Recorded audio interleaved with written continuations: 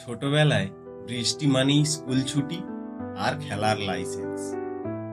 আজ যে গল্পটা বলছি সেটা আমার জীবনের অন্যতম সেরা ভিজে যাওয়া একটা দিন। সেদিন সকাল থেকেই আকাশ ভাঙা বৃষ্টি পড়ছে। মা বারবার বলছিলেন, আজ কোথাও বেরোতে যাবি না, কাঁচা গলিতে জল জমে আছে। কিন্তু আমরা পাড়ার 5 জন কারো কথা শোনার পাত্তাই দিইনি। হাফ প্যান্ট পরে বেরিয়ে পড়লাম গলির দিকে। চারপাশ জল, খোলা পায়ে হেঁটে যেতেই ছপ ছপ আওয়াজ। আমরা একে অন্যের গায়ে জল ছিটিয়ে দিচ্ছি, কেউ পা দাপিয়ে দাপিয়ে জল উড়িয়ে দিচ্ছে। তারপর শুরু হলো আমাদের বৃষ্টির ফুটবল ম্যাচ। জল জমে কাদা হয়ে থাকা গলিটাই আমাদের মাঠ।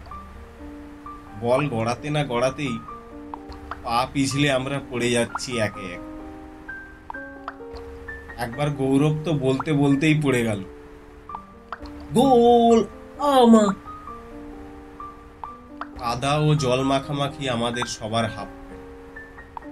মাঝে মাঝে বল চলে যাচ্ছিল ড্রেনের কাছে। তখন ভয়ে কেউ বল আনতে যাচ্ছিল না। অবশেষে কে?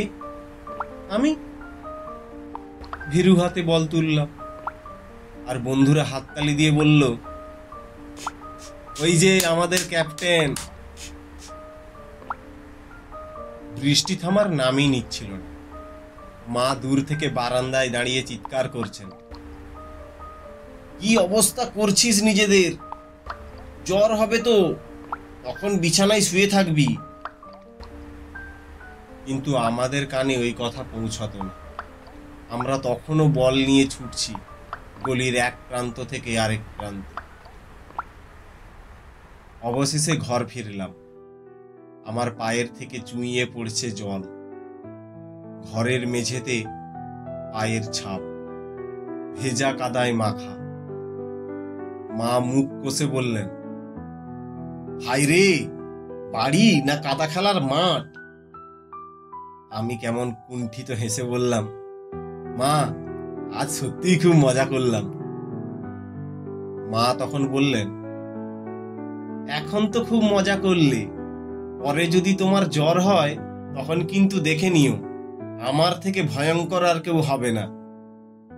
তখন দৌড়ে গিয়ে হাত পা ধুয়ে পায়ে সর্ষের তেল মাখতাম।